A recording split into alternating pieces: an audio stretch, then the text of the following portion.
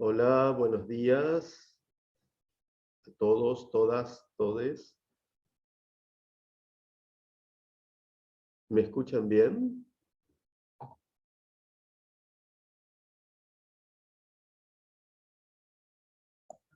Sí, se escucha bien. Buen día.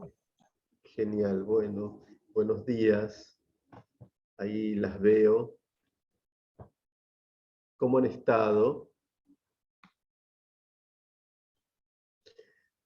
¿Han podido entrar al campus virtual para mirar la bibliografía o tal vez ver alguna clase pasada? ¿Sí? Si llegan a tener alguna duda, alguna consulta, sobre cómo ingresar al campus virtual y dónde moverse allí, por favor díganmelo, así lo vemos juntos, ¿sí? Yo Así tenía podemos. una consulta sobre la bibliografía. No me metí esta semana al campus virtual, pero hasta la semana pasada, solo encontraba un texto que se llama Identidades Corporales. ¿Hay Ok. más bibliografía? Sí, hay otro texto más que es de Connell sobre la masculinidad hegemónica. Claro, que fue lo que trabajaste la clase de la semana pasada. Ajá. Claro. Y habría otro más que tiene que ver que es de Kimmel, sobre la vergüenza, el miedo en relación a la homosexualidad en la construcción de la masculinidad. Ujú. Pero bueno, voy a repasar luego un poco porque tal vez no está a la vista o tal vez está medio oculto o quizá incluso me confundí al subirlo y hay algo que está mal hecho. Entonces, gracias por mencionarlo, porque entonces vamos a revisar que esté la bibliografía accesible y visible, que sea algo claro. Por otro lado, hay una bienvenida y es un foro como para que cualquier consulta, cualquier pregunta la puedan hacer. Y de hecho hoy, antes de terminar, voy a tirar una consigna para que puedan desarrollar muy brevemente, una cosa muy sencilla, pero que puedan desarrollar algo allí para ver, para que interactuemos en el campus. Me parece una forma interesante de trabajar. Bueno, como les he dicho en encuentros anteriores, por favor siéntanse en libertad de o levantar la mano o directamente abrir micrófono y preguntar, o preguntar a través del chat, por el canal que les resulte más adecuado, pero no se queden con preguntas, o cualquier comentario o sugerencia es bienvenido, ¿sí? Solo figura ese texto. Aquí alguien más dice que figura solo el texto ese. Alguien más decía que no podía ingresar. Bueno, en todo caso, ahora, antes de terminar la reunión de hoy, la clase de hoy, dedicamos 5 minutos para ver cómo ingresar al campus y cómo encontrar la bibliografía. Que no descarto, como les decía, que yo haya hecho algo mal y entonces no esté claro dónde está. Así que luego entonces lo revisamos a eso. El tema de hoy es el mandato de masculinidad, que es un tema muy interesante. La vez pasada vimos masculinidad hegemónica y hoy vamos a meternos como más en detalle en esa construcción de la masculinidad hegemónica, ¿no? Hasta ahora lo que venimos viendo es cómo, en contra de lo que nos indica el sentido común en el que hemos crecido, la masculinidad no es algo vinculado exclusivamente a una corporalidad, no es algo que tenga que ver con lo natural o lo biológico, sino es lo que conocemos como construcción social. Y que entonces está sujeta a distintas variaciones, es muy dinámica, va cambiando en el tiempo, está muy atravesada por otras variables como clase, como edad, como raza o etnia. Entonces se va complejizando todo esto que conocemos como masculinidad y vamos viendo que no es algo fijo. Tampoco es un tipo de personalidad, esto lo veíamos la vez pasada.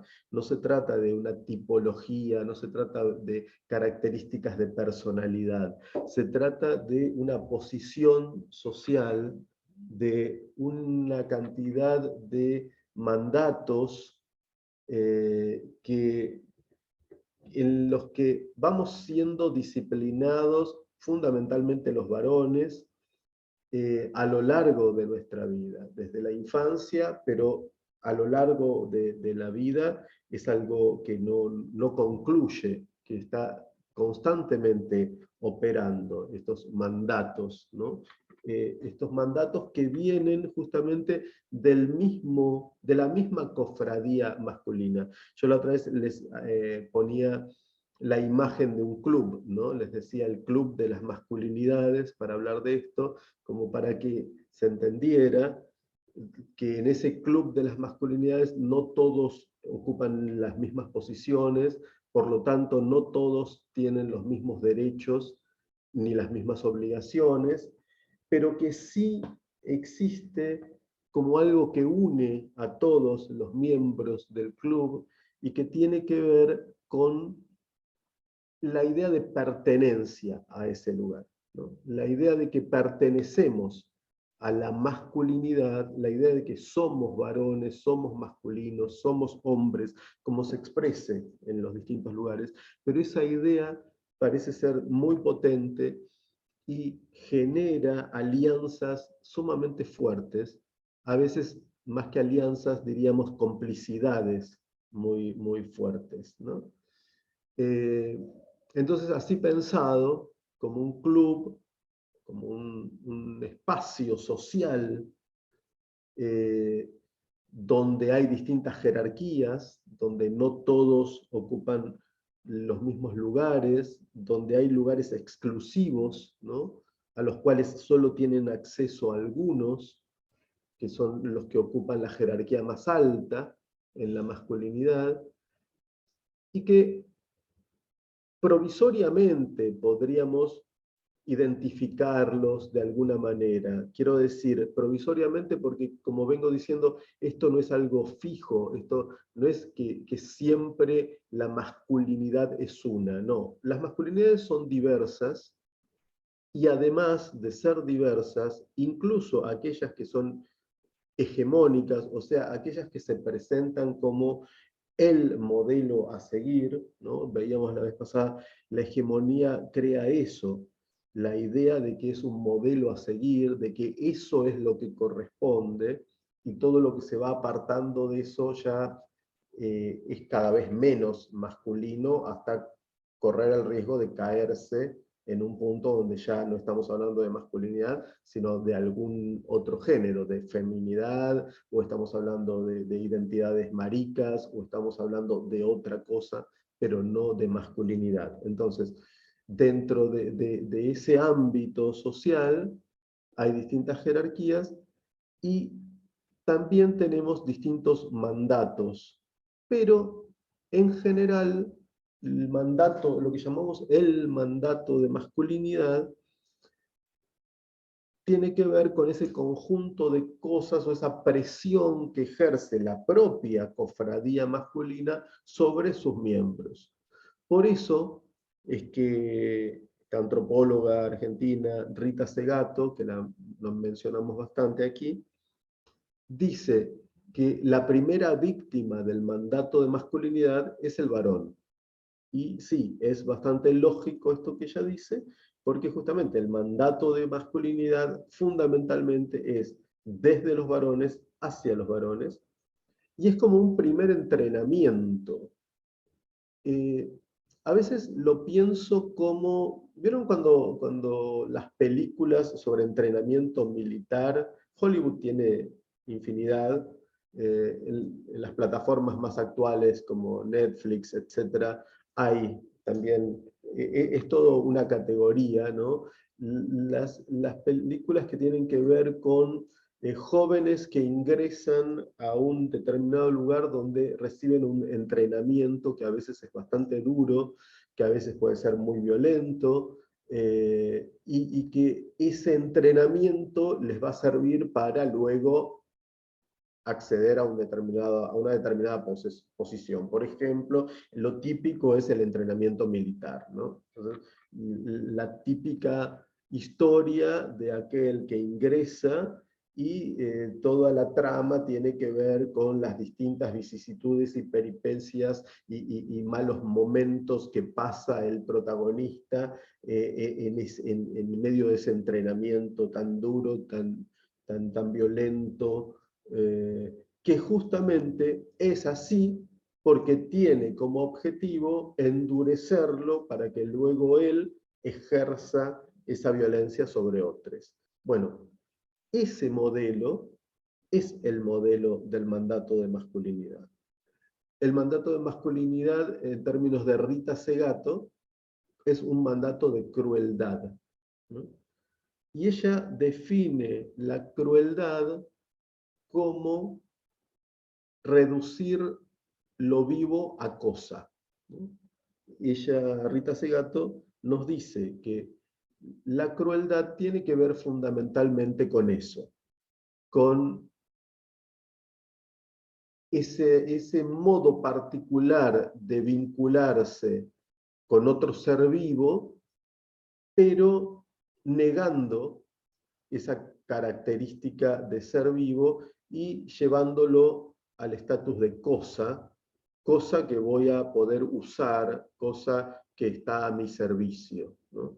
Entonces ahí podemos pensar este modo particular de vincularse desde la masculinidad con todo lo vivo, no solamente con las personas, sino con los animales no humanos y con la naturaleza en general, ¿no? Por eso hay toda una línea del feminismo vinculada a la ecología que habla de la masculinidad como un sistema extractivista, ¿no? Un sistema que extrae valor de las personas, los animales no humanos y la naturaleza en general, así como se violenta un bosque, ¿no? Talándolo para poder aprovechar esa madera sin tener respeto por la cuestión ecológica. Del mismo modo, la masculinidad tiene que ver con este avasallar, con este arrasar, con esto de usar todo para el propio beneficio. En ese conjunto y en ese orden de ideas está la cuestión de utilizar el cuerpo, ¿no? Avanzar sobre el cuerpo de las otras, de les otres, en general cuerpos feminizados. ¿Por qué decimos en general cuerpos feminizados? Porque justamente tiene que ver con esto de poder, en ese orden jerárquico de la masculinidad y de los géneros en general, en el orden jerárquico en que se dan las relaciones de género, podríamos decir, es como obvio para la masculinidad que ese otro cuerpo está para complacerlo. Ese otro cuerpo como territorio a ser conquistado y como territorio a ser usado para el propio beneficio, por ejemplo, para el beneficio sexual, pero no solo para el beneficio sexual, sino, por ejemplo, en esto que conocemos como la división sexual del trabajo, la idea es justamente que las funciones socialmente, o las tareas, mejor dicho, socialmente más valoradas, son las que ejercemos los varones, pero apoyándonos en los cuerpos femeninos y feminizados que llevan adelante tareas de reproducción, tareas de cuidado, que son absolutamente imprescindibles para que la otra tarea se lleve a cabo. Pero entonces ahí hay una negación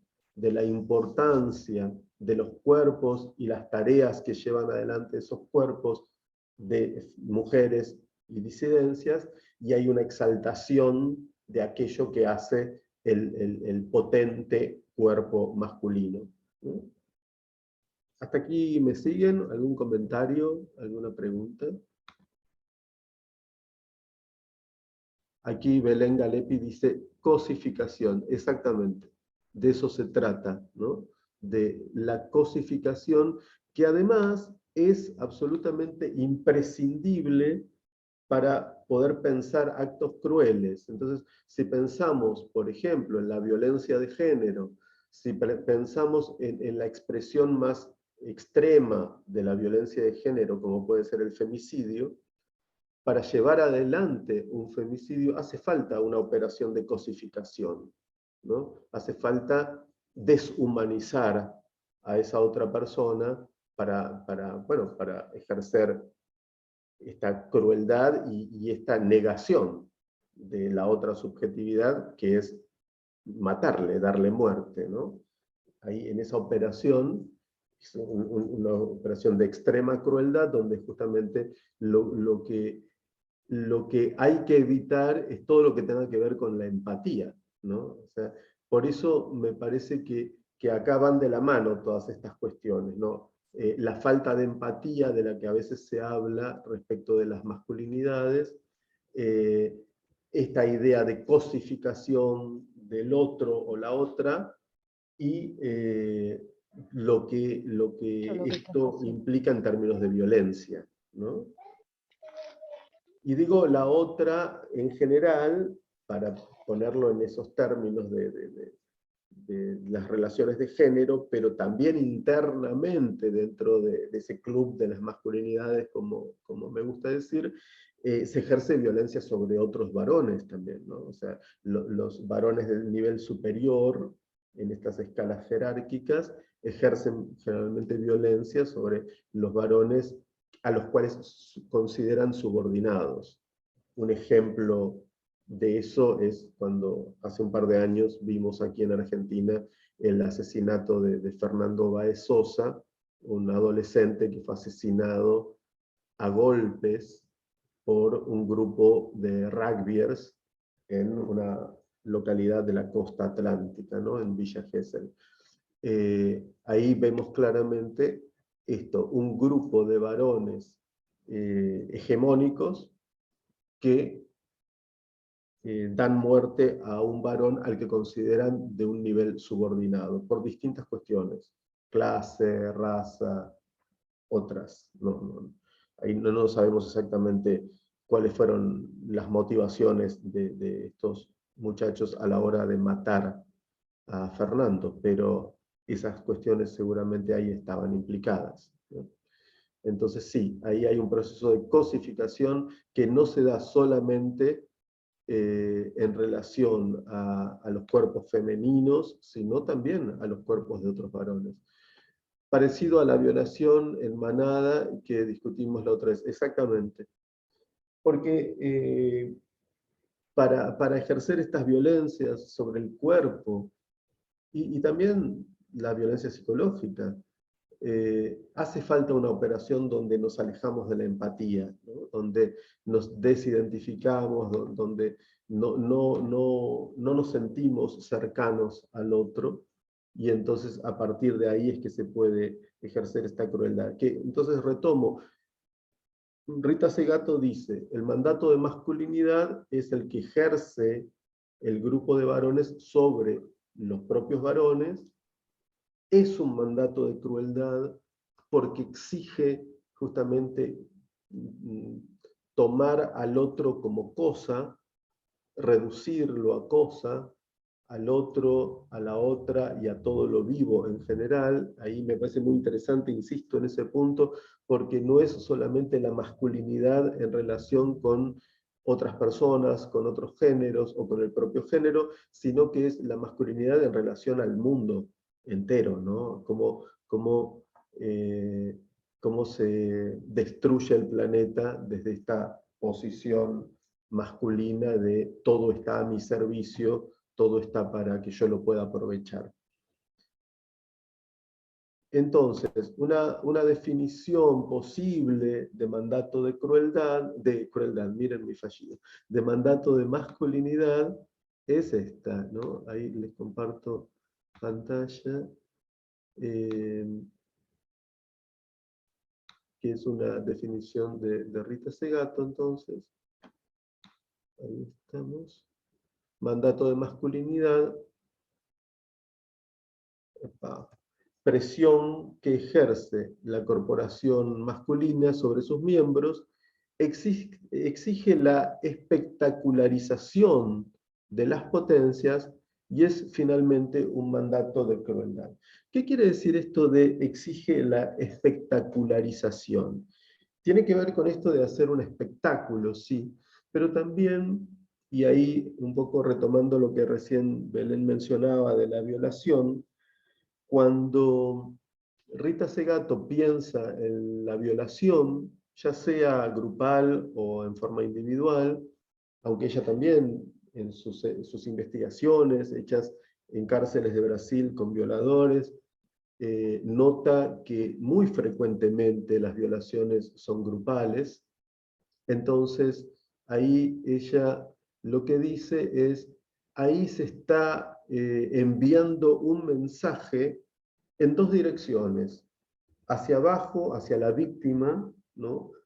Y en esa víctima a las mujeres en general, y ahí es donde Rita habla de una acción moralizante o disciplinante o de castigo ejemplar, ¿no? Algo del orden de lo correctivo que está ejerciendo ese varón sobre esa mujer que se merece ese correctivo desde la lógica masculina, desde la lógica patriarcal, pero también, decía, no solamente va en línea descendente hacia esa otra, ese otro género subordinado, sino que va en línea horizontal porque es un mensaje también hacia los otros varones, ¿no? Entonces, es disciplinante en relación a la mujer a la cual violan o viola uno, pero también es un mensaje que va hacia los demás varones, mostrando cómo debe comportarse un varón. Ahí, Belén, levantabas la mano, ¿querías mencionar algo? Sí, Luis, quería compartir dos cosas. Una, me impactó mucho esto de que cuanto más se aleja del modelo hegemónico, menos masculino es. Esto me impactó como idea. Y lo otro es esto que decías de Rita Segato, de que la primera víctima del mandato de masculinidad es el varón. Y esto creo que es un concepto poco familiar. Yo siento que sí, que es así, y siento que tiene también que ver con muchos reclamos que hacen los propios varones. Muchas veces, por ejemplo, lo que vos decías de la cosificación también funciona al revés, digamos, cuando ellos cosifican, por ejemplo, a una mujer. Y por otro lado, pensaba cuando hablabas de esto de decir, eso mismo que te pone allá arriba, de alguna manera te desvincula de todo lo que es sano en cuanto a los vínculos con, bueno, tu mujer, tus hijos, temas de crianza me vienen a la mente.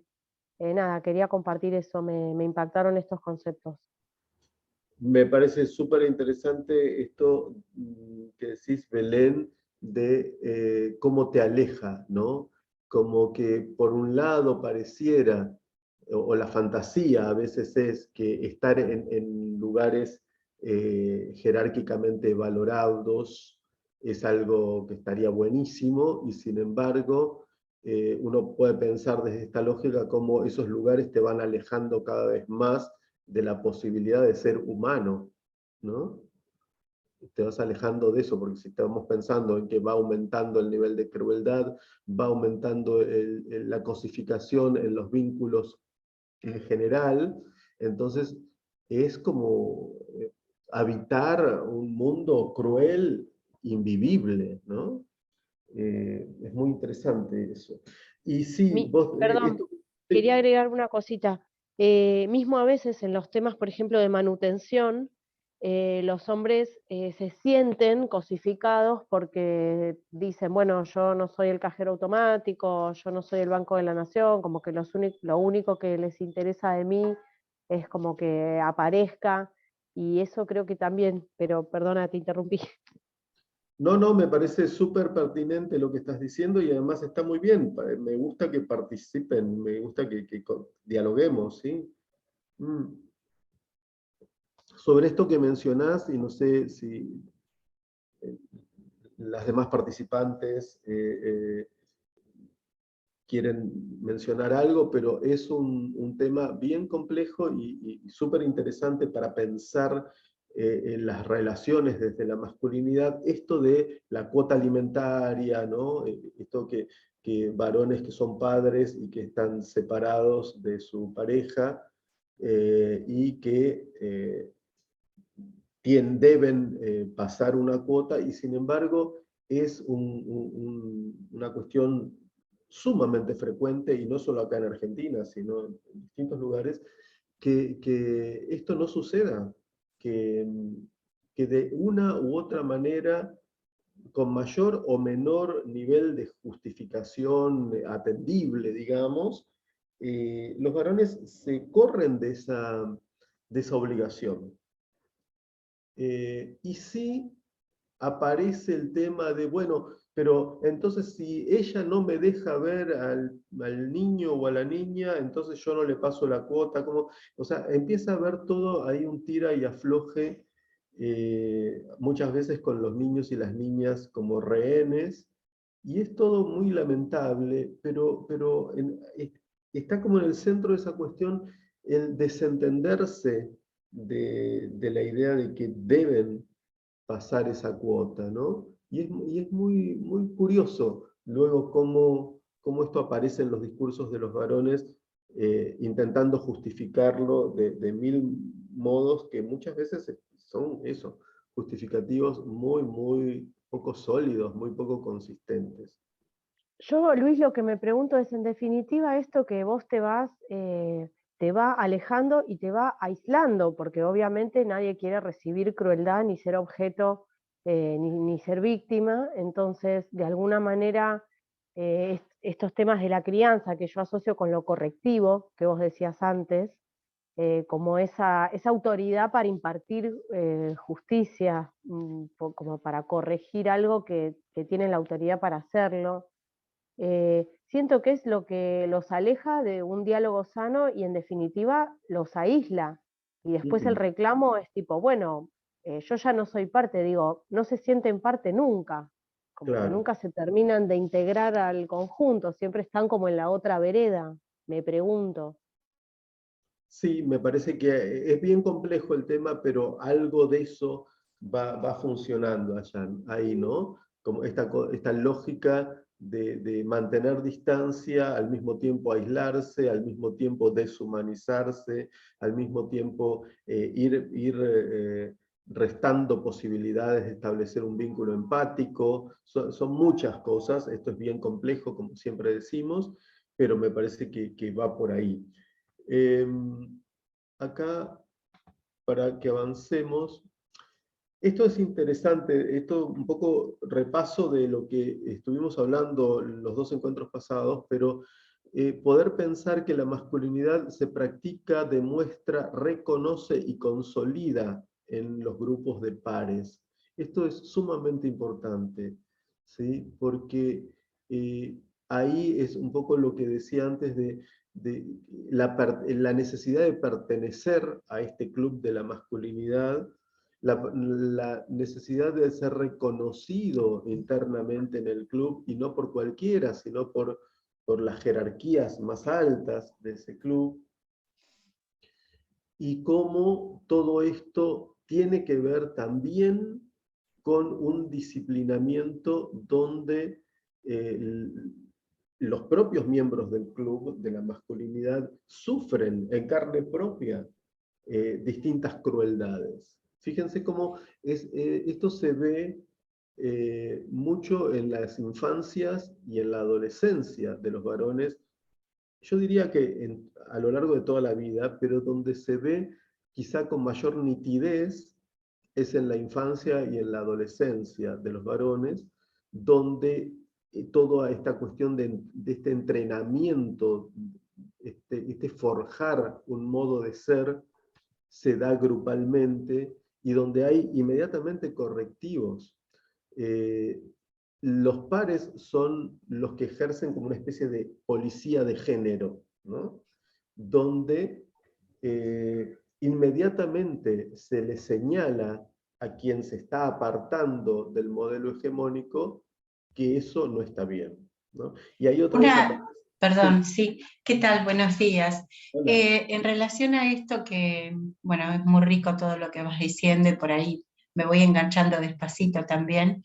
En relación a lo que decía Belén recién, en relación a la crianza, ¿no? Me hizo así como ruido esto de que hay, ¿no? Un grueso de hombres de distintas edades, varones de distintas edades, que tienen esta forma de ver la vida, ¿no?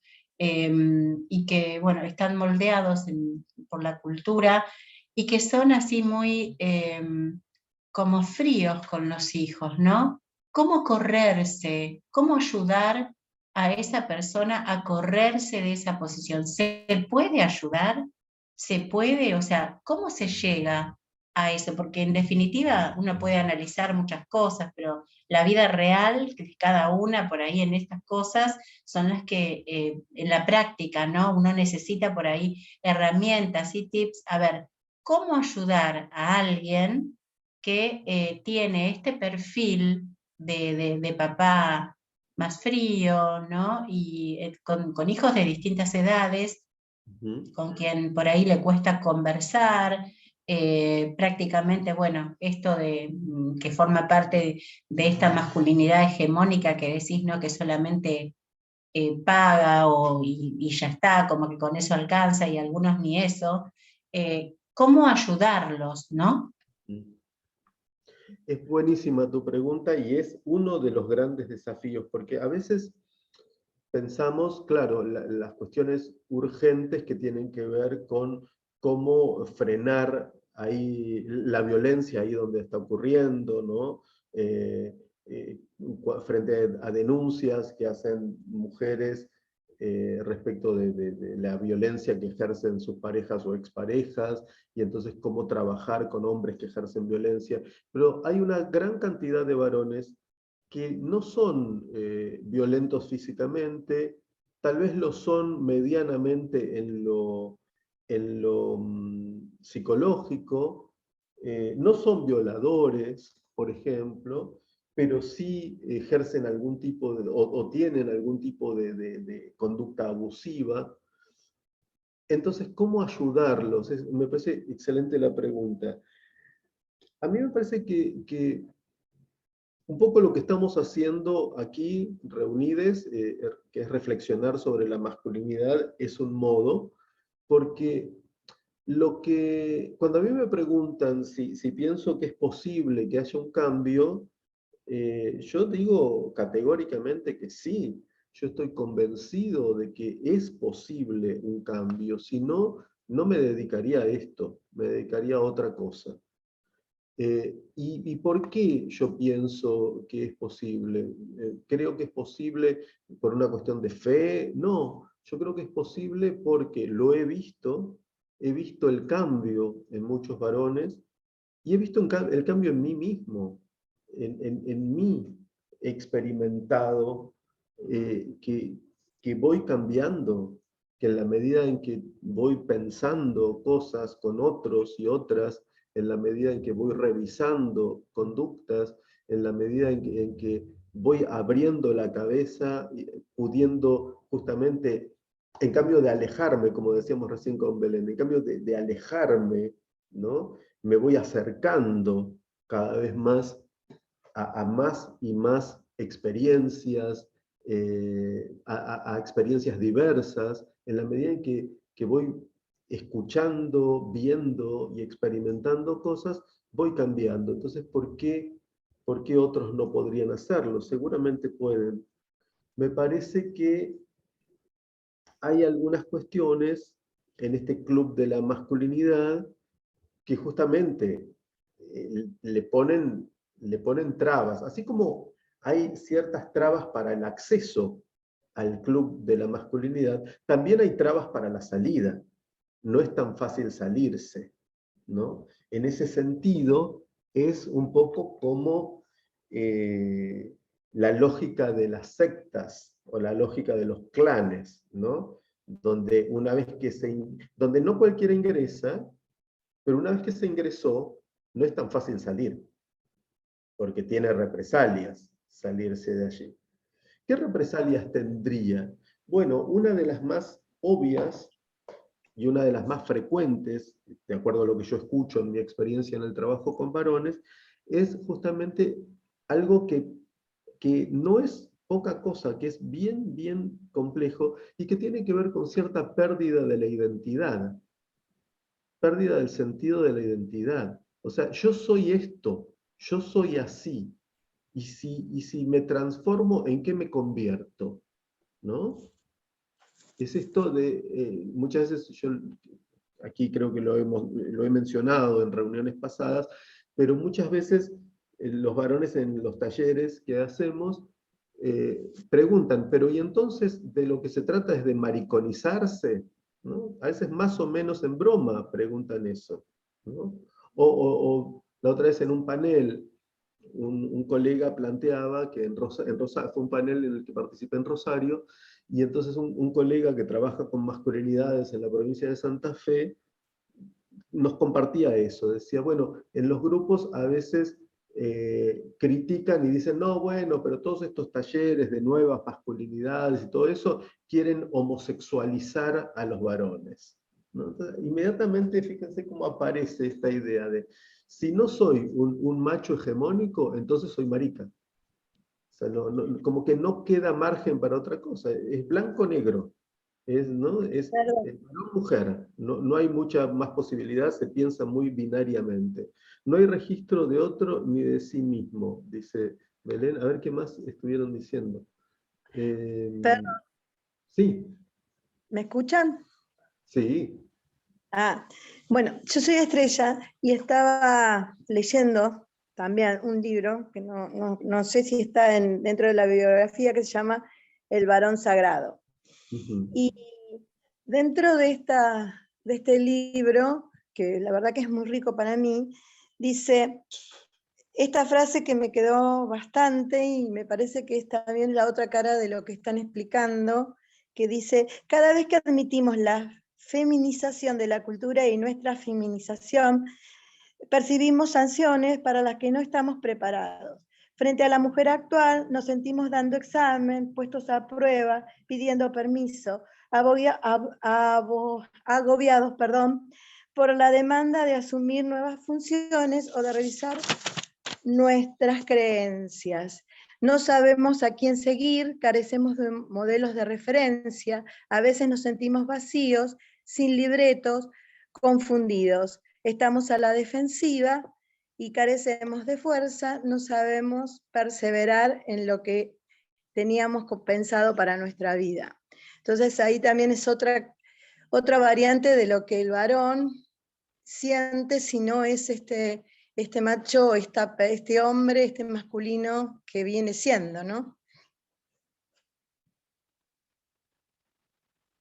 Perdón, estaba muteado. Exactamente, gracias por compartirlo, Estrella. Me parece muy, muy interesante esto que leíste, porque justamente de lo que se habla es de esta falta de referencias, ¿no?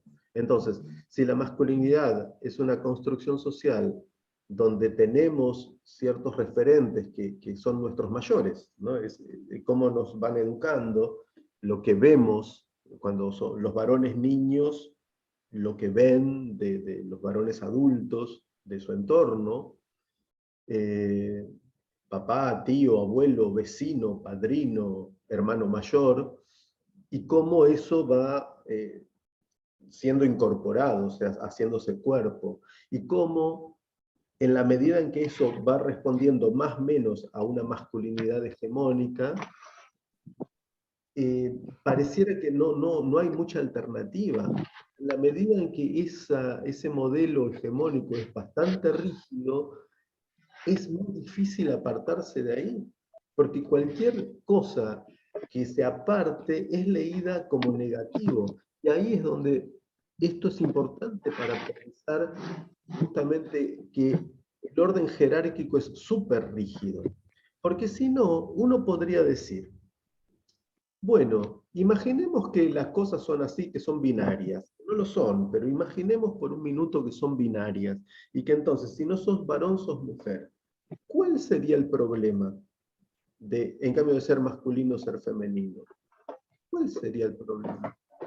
Y entonces ahí uno piensa, bueno, es que el problema está no tanto en si es varón, si es mujer, sino en la jerarquía que ahí se establece. Y en la medida en que la jerarquía mayor es varón y la jerarquía inferior es mujer, lo que está diciendo ese varón es que no quiere descender de jerarquía. Lo que está diciendo es que si yo empiezo a perder todas estas cosas que voy aprendiendo, que he aprendido de la masculinidad, si yo me voy alejando del mandato de masculinidad, estoy descendiendo en el orden jerárquico. Y lo que yo no quiero descender, al contrario, yo en todo caso quiero ascender, pero no ir hacia abajo en la jerarquía. Por eso es que la identidad trans, y fundamentalmente la identidad trans femenina, es tan castigada y tan excluida en el orden masculino, desde el orden masculino, pensado desde el orden masculino. Es decir, ahí lo que el varón hegemónico ve, digo, cuando ve una mujer trans, lo que está viendo es alguien que nació varón y que decide ser mujer. Y esto no le entra en la cabeza. Dice, es como si este varón pensara, pero ¿por qué alguien, habiendo nacido en nivel superior, querría estar en nivel inferior? ¿Qué le pasa? Está loco, ¿no? Entonces, esto es algo que perturba fuertemente. Lo mismo con la identidad marica, ¿no? ¿Por qué? ¿Por qué se comporta así este varón? ¿Qué es eso? Y por eso vemos que además de ser obviamente algo muy violento, el tratamiento que se hace desde la masculinidad hacia las identidades maricas es de burla, de permanente burla, ¿no? ¿Cómo? ¿Por qué te feminizas? La idea sería, desde el pensamiento masculino hegemónico, como si dijeran, ¿por qué te feminizas? ¿Qué es eso? ¿Es un chiste? ¿Por qué alguien querría, otra vez, ocupar un nivel inferior? ¿No? En cambio, por ejemplo, una feminidad más masculina, hasta cierto punto puede ser valorada, ¿no? Hasta cierto punto, que no se corra mucho, porque si no ya es, no, esto, o sea, machona ya no. Pero una identidad como más masculinizada, en estos términos, insisto en los términos que estoy usando masculino y femenino desde un modelo bien binario y estereotipado, no es que yo participe de estas ideas, sino que desde la visión general, hegemónica, funciona así, ¿no? Entonces, todo lo que tiene que ver con lo femenino, todo lo que se asocia a lo femenino, la ternura, la sensibilidad, el cuidado, la empatía, todo eso es mejor no darle mucha vuelta, que la identidad masculina y justamente en los últimos años se va valorando que la identidad masculina incluya el cuidado, la ternura, la empatía, pero no demasiado. No demasiado porque si no, ahí se desdibuja el límite entre lo masculino y lo femenino. Aquí dicen, tal vez necesitan ciertas referencias en que les resultan nuevas perdón, yo estoy leyendo mal. Tal vez necesitan ciertas referencias que les resultan nuevas para poder sentirse identificados si es que quieren salirse de esa masculinidad heteronormativa sin quedar como maricones, como ellos dicen. Claro. Y por eso es tan importante que haya nuevas referencias. Sí, Camila.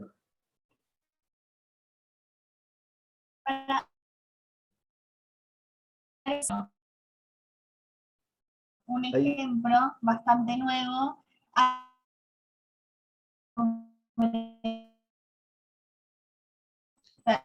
un ejemplo de que, bueno, quiero los varones, ciertos varones que quieren salirse de la heteronorma, decir, bueno, pero para no quedar, entre comillas, como una referencia, por ejemplo, y aún así la critican, por ejemplo, de una banda italiana nueva, que el cantante lo criticaron mucho porque se lo resultaba muy, se comportaba de cierta manera que no era tan masculina, usaba ropa que no era masculina y todo, y aún así era un buen referente, muchas personas como que lo apoyaban, qué sé yo y todo, y nada, como que ese cantante tuvo que salir, lo criticaban mucho de que, ay no, es de maricón, qué sé yo y todo, y el chabón tuvo que salir a hablar, cosa que perfectamente no lo podía haber hecho. No soy, me considero varón cisgénero, soy heterosexual y todo, pero mi expresión, ¿viste? El chabón se estaba expresando como él realmente quiso, sin caer en la cierta masculinidad. Entonces yo pienso, claro, tenés ese referente, ponele. Entonces está eso de lo criticaste porque no es como lo suficientemente masculino sin caer en lo, no sé, en lo maricón, o sea, no tipo de para que no sea, no sé, lo que te incomoda, ¿viste? Mientras no te incomode. No sé si me expliqué bien. Sí, sí, se escucha, por lo menos yo te escuché un poco entrecortado, pero Claro, porque la mayor parte de lo que decías creo haberlo captado. Estoy de acuerdo y me parece, es muy interesante. Ahí introdujiste un término que de todos modos vamos a repasarlo para que estemos todos en la misma página, y es el de heteronorma o heteronormatividad, ¿no? Que tiene que ver con esta presunción de que lo heterosexual es lo normal, ¿no? La idea de que lo normal, en términos de sexualidad, es una sexualidad heterosexual, con lo cual todas las demás formas de la sexualidad quedan otra vez en un nivel jerárquico inferior, ¿no? Vemos como todo esto está atravesado por las jerarquías. Y entonces, o bien son consideradas formas de la sexualidad inferiores o directamente son consideradas como anormales o enfermas, etc. En distintos lugares y en distintos momentos se le puede poner distintas etiquetas, pero en todo caso no es lo valorado, ¿no? Y acá, qué interesante en este ejemplo que nos ponía Camila, cómo este personaje tiene que salir a aclarar, ¿no? Bueno, yo soy un varón cis, hetero, ¿no? Y uno dice, ¿por qué sería necesario aclarar eso? Simplemente se está vistiendo como se le ocurre, que en la historia de las bandas de rock y el negocio de la música en particular, esto desde hace muchas décadas que se da, ¿no? De distintas maneras, siempre ha habido líderes de bandas de rock, por ejemplo, no solo de rock, pero de rock particularmente, que han tomado estos modos de vestirse y de moverse y de cantar, que pueden ser entendidos como femeninos, y que perturban a la masculinidad, ¿no? Y entonces, en general, es necesario salir a aclarar algo ahí, ¿no? Hay también otro concepto que usabas, y es el de expresión de género, ¿no? ustedes saben que cuando hablamos de género, hablamos de identidades, o sea, cómo cada uno se autopercibe, pero también de una expresión que tiene que ver cómo esto se manifiesta en mi forma de moverme, en mi forma de hablar, en mi forma de vestir, ¿no? Entonces, a eso lo llamamos expresión de género, que puede coincidir más o menos, o no coincidir con lo que se autopercibe, que puede ir más o menos de la mano de una orientación o deseo sexual o no. O sea, todo esto va variando muchísimo, pero es interesante cómo desde la mirada hegemónica tendemos a leer las cosas de un modo muy, muy rígido. Entonces, si se viste de un modo femenino, entonces es maricón. Entonces, es homosexual, seguramente, ¿no? Y uno dice, no tiene nada que ver. O sea, a mí siempre, cuando me detengo a pensar en estas cosas, no sé qué les pasa a ustedes, pero cuando yo me detengo a pensar en estas cosas, me pongo a pensar, qué desgaste estar todo el tiempo pensando en estos términos y en estas cosas, y qué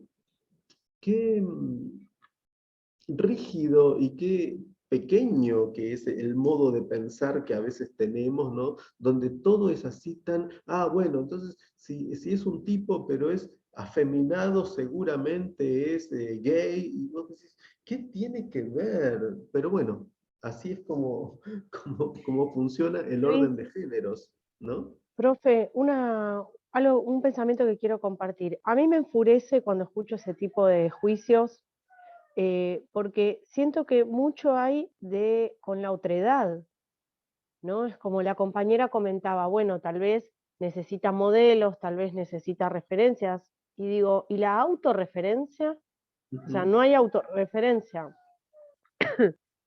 no hay autocrítica, no hay una elaboración de las consecuencias de mis actos, no veo alrededor, no veo a la víctima cuando yo ejerzo la violencia, no estoy conectado con que hay otra persona, y ni siquiera siento que están conectados con sí mismos, porque digo, si estuvieran tan conectados con sí mismos, me la juego que estarían mucho menos preocupados por el otro.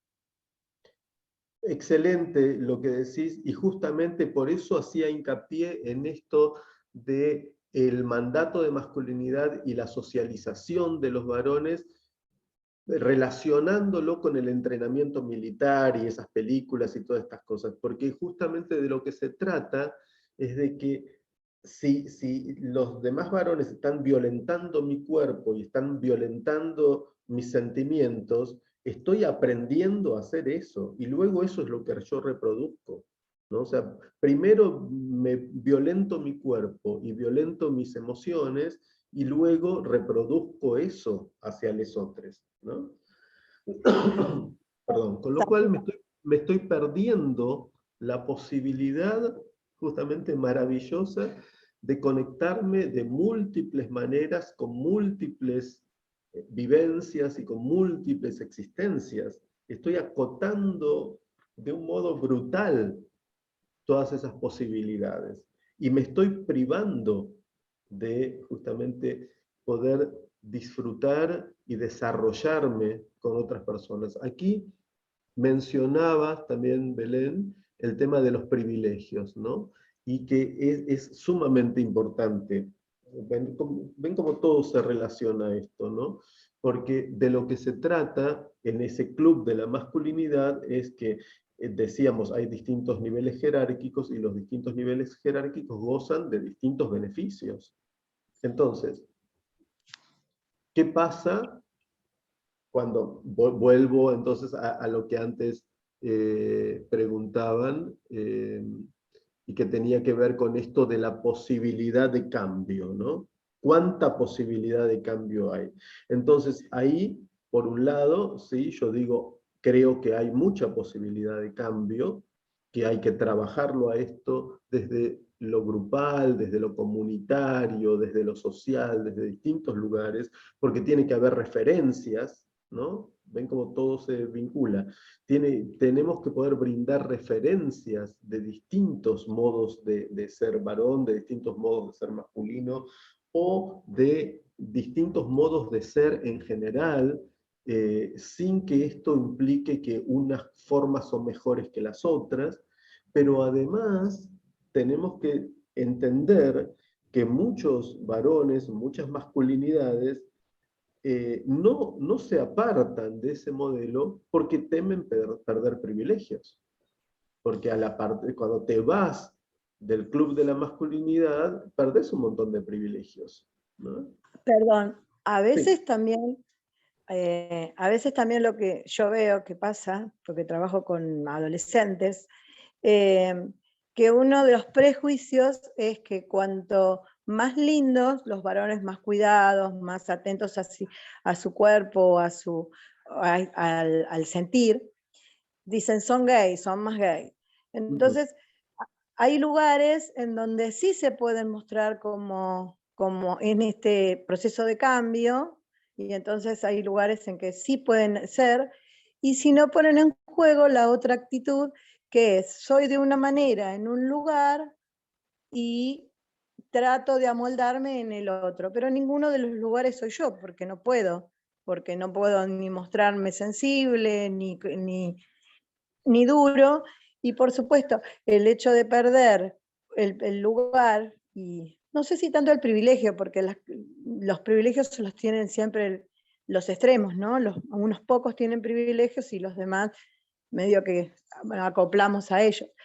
Entonces, en ese sentido, también esto de poder fortalecerse y mostrarse como son, y los demás tratando de entender a esas personas por medio de la comunicación, ¿no? Entonces, me parece que el cambio es hablar como todo, salir y expresarse.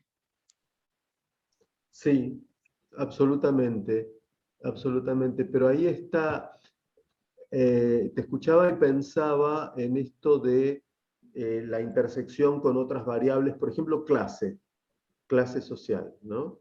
Entonces ahí, cuando cruzamos variable género masculino con clases sociales, vemos también que no es lo mismo lo que se considera válido o no en distintos lugares, ¿no? Entonces hay distintos grupos sociales donde quizá lo que se ve como gay en un lugar no se ve como gay en el otro.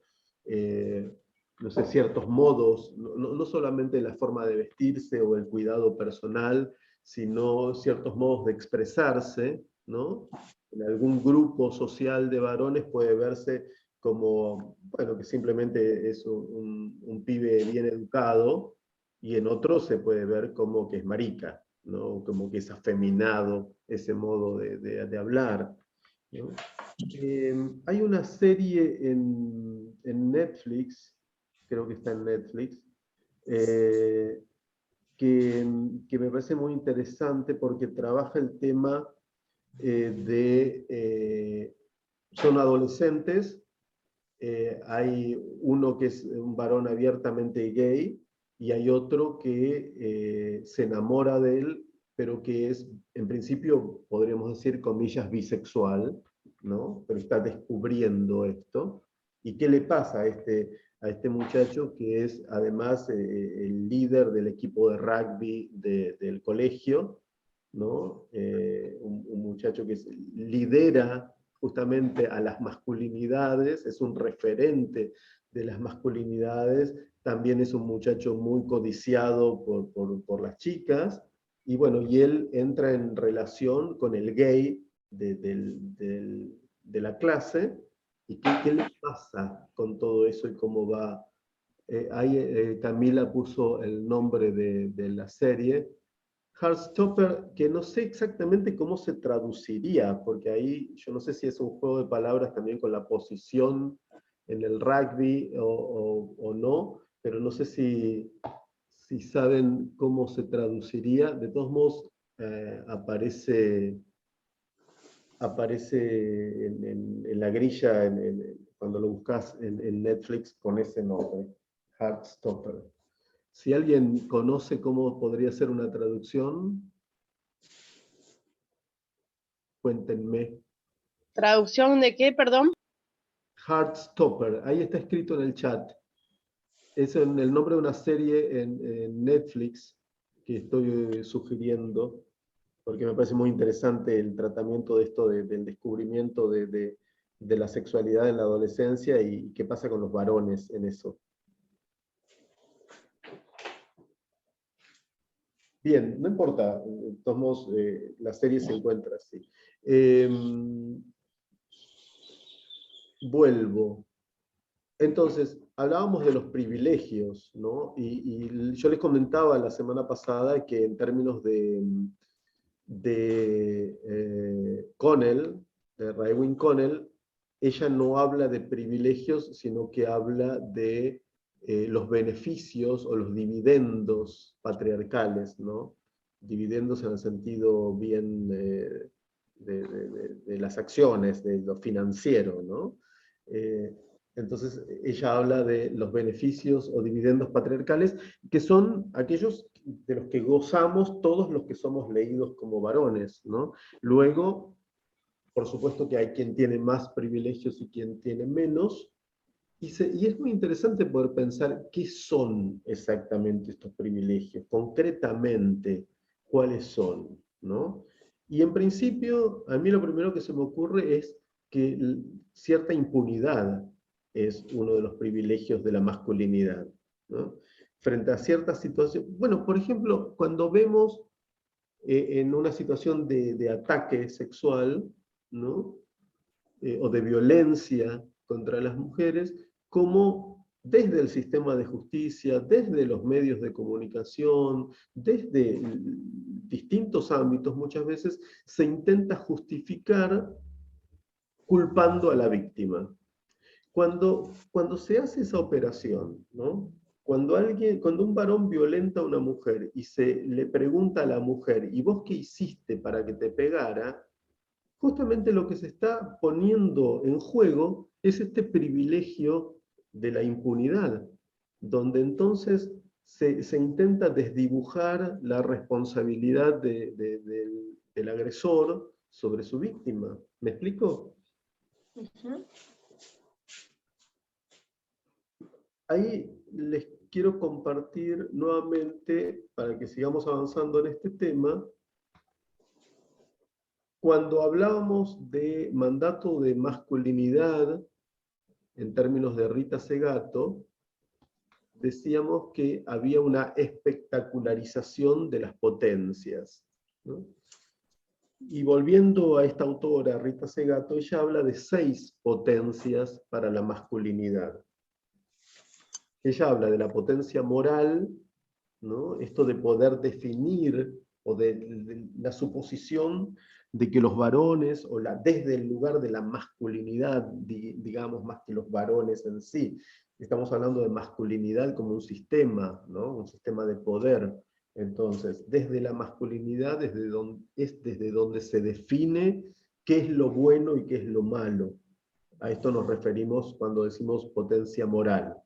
La potencia económica, bueno, esto es claro, y también hablábamos la semana pasada de qué pasa cuando el varón identificado con esta masculinidad hegemónica no tiene posibilidades de ejercer esta potencia económica, ¿no? Porque no tiene acceso a un salario, no tiene acceso a beneficios económicos en relación a lo que produce o no, pero bueno, que no tiene acceso a bienes económicos, y entonces, ¿qué pasa con esa potencia? ¿Cómo esto se vive como una impotencia? ¿Cómo esto se vive desde la masculinidad como algo que daña su identidad masculina? La potencia intelectual, ¿no? Que es histórico esto, el lugar de la razón, el lugar del pensamiento, el lugar del conocimiento como lugar masculino. La potencia política también históricamente ha sido así, los lugares de decisión pública son fundamentalmente masculinos. La potencia bélica, bueno, ni que hablar, ¿no? La guerra, el guerrear, es algo típicamente masculino, donde se ve, donde incluso se exalta, ¿no? Cierta cuestión de la masculinidad, el cuerpo, de la fuerza, la prepotencia, y la potencia sexual, ¿no? Ahí, muy importante esto, en relación a que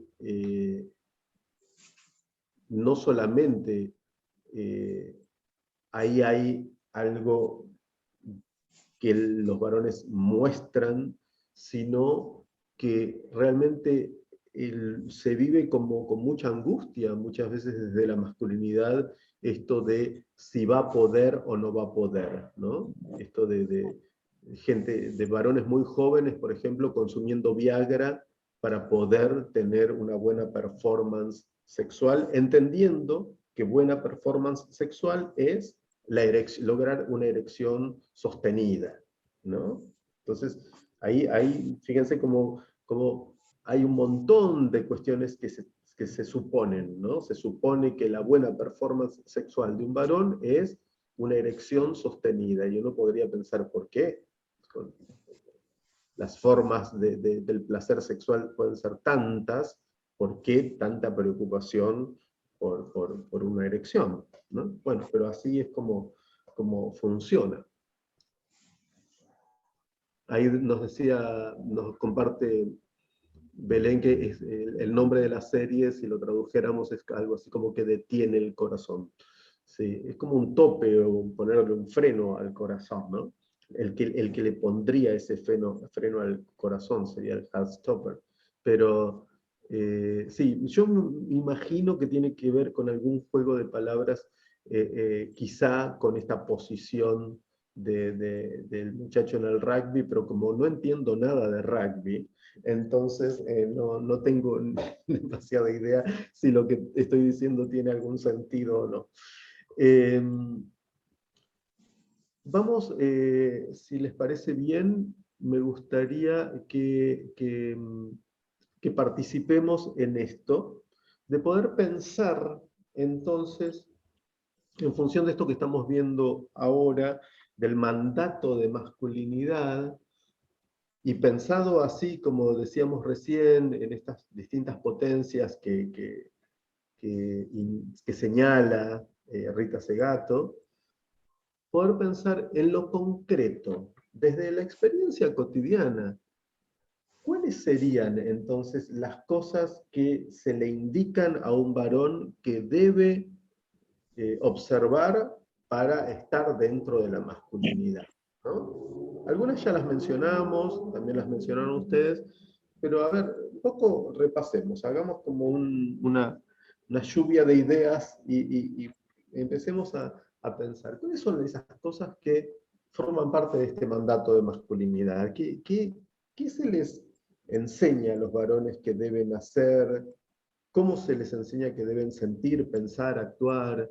¿Qué cosas se les indican? ¿No? A ver, les escucho. Pensaba un poco, hola Luis, ¿se me Hola. escucha? ¿Sí?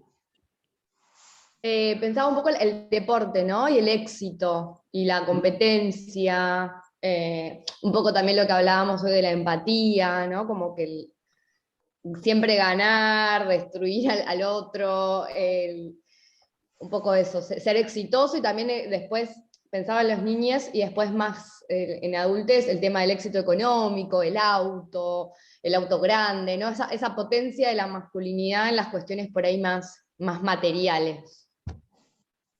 Y el tema de la poca tolerancia a la frustración de los varones en esto de que siempre no pueden mostrarse débiles, no pueden mostrarse dubitativos, enfermos, y como eso también genera mucha violencia, porque esto que hablabas vos de los límites y lo rígido, bueno, entonces si soy débil, si no soy exitoso, ¿qué soy? Claro. Bueno, súper interesante, Agustina, esto de, entonces, por un lado, el éxito en la competencia deportiva, ¿no?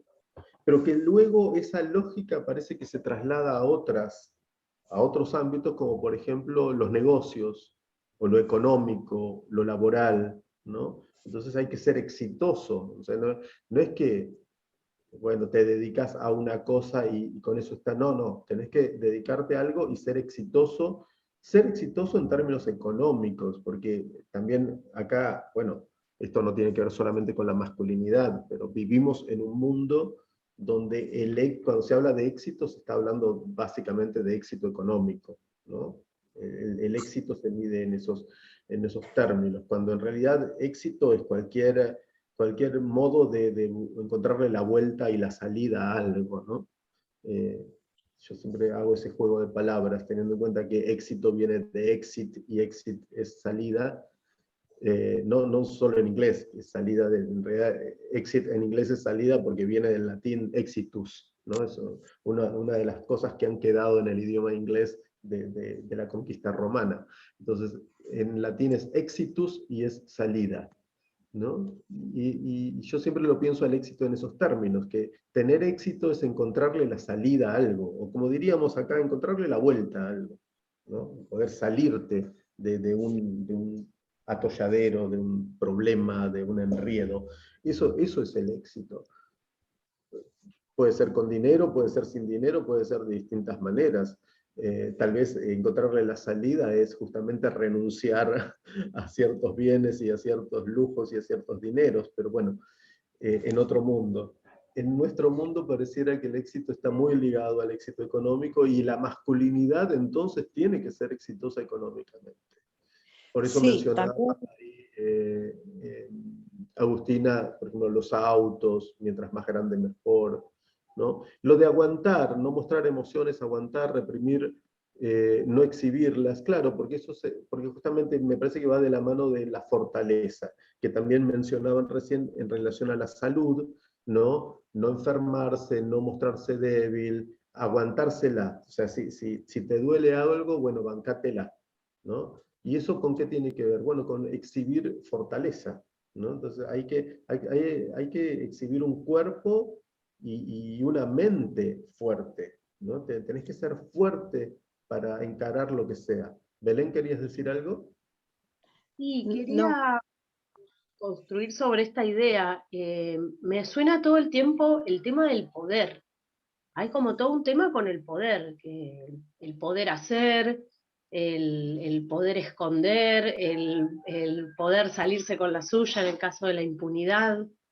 Eh, Como que ahí hay algo de lo que vos decías recién, eh, muy interesante de esto de aguantar, ¿no? De no mostrarse débil, cuando en realidad yo siento que es al revés, que la fortaleza radica en poder exhibirse vulnerable y mostrarse vulnerable cuando uno es vulnerable, que obviamente no será ni todo el tiempo ni todos los días, pero es esperado de un ser humano que sea vulnerable en un momento, que no pueda hacer algo. Claro, claro, absolutamente. Sí, sí, totalmente de acuerdo.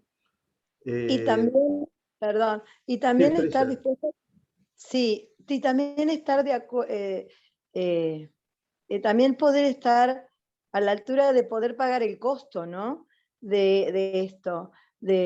A veces no es solamente salirse con la suya, sino es seguir al rebaño porque no puedo hacerme cargo de lo que el otro, de lo que espera, por ejemplo, mi familia, ¿no? Si yo vengo de una familia exitosa o medianamente con una trayectoria, y no quiero seguir esa trayectoria, muchas veces lo que sucede es que no está a la altura de poder pagar ese costo, ¿no? Entonces entra en juego la culpabilidad, el qué voy a hacer, me voy a quedar afuera, ¿no? Entonces, desde ese lugar, ahí también, desde lo emocional, juegan muchos hilos que hay que ir atando y resolviendo.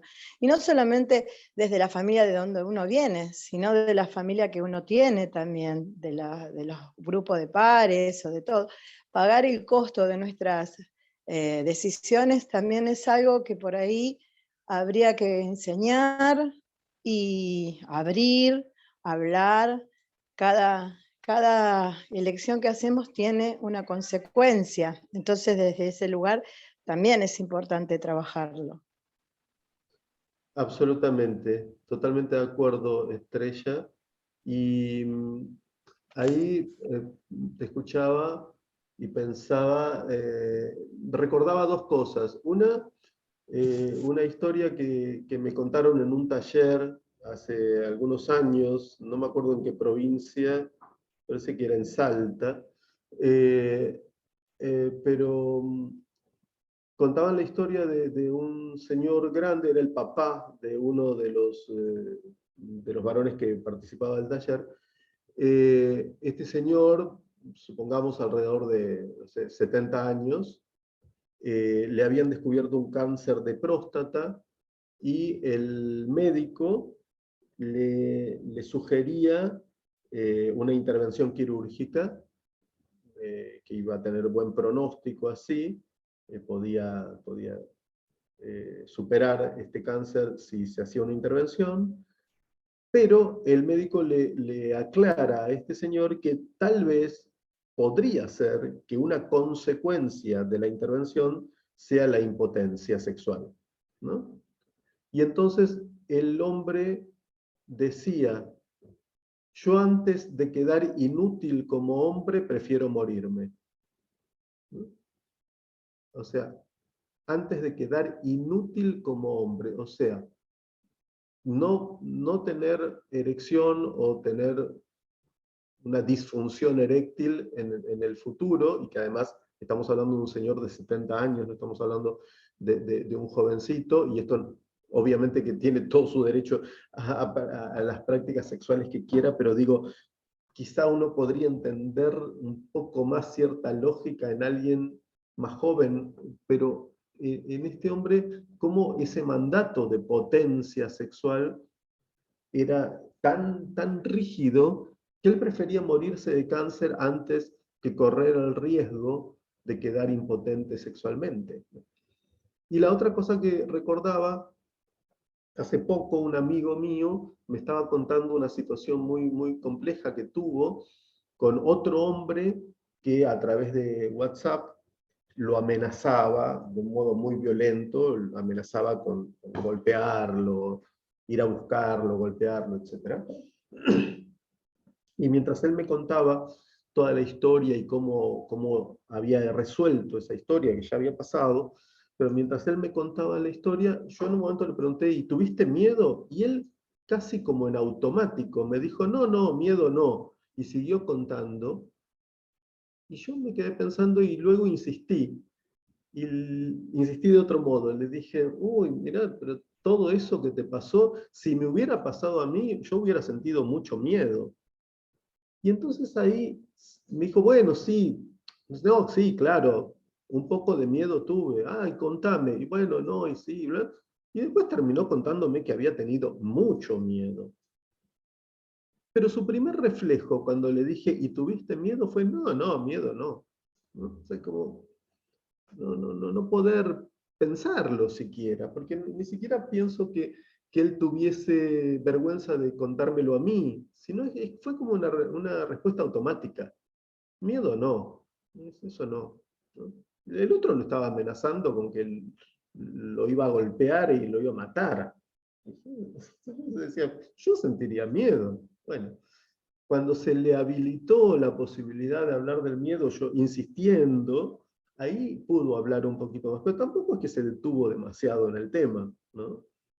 Pero por lo menos pudo decirme, y sí, sentí miedo. Entonces, ¿cómo hay una cantidad de emociones que los propios varones muchas veces nos negamos, nos restringimos? ¿Cómo hay una idea del cuerpo, de potencia, de fuerza, que hay que sostener aún cuando uno no lo está sintiendo? Y cómo esto tiene muchas consecuencias en la propia salud y en el cuidado de otros, ¿no? Entonces, en relación a la propia salud, tiene montones de consecuencias muy terribles. ¿Qué otros mandatos, de qué otras maneras se expresa entonces el mandato de masculinidad? ¿Qué otras cosas? Incluso a veces sin querer, sin pensarlo mucho, les transmitimos a los varones niños o a los adolescentes, ¿no? ¿Qué se les ocurre? Claro, perdón, yo estaba pensando cuando hablabas, Luis, cómo educamos. Nosotros educamos al hombre como que no tiene que ser tan empático como la mujer es más empática, más sensible. ¿Cómo los educamos? ¿Cuánto mal hacemos, ¿no? Cuando le decimos no llores, que sos maricón, se le dice a veces a los chicos, y a las mujeres, bueno, somos lloronas, las mujeres somos sensibles.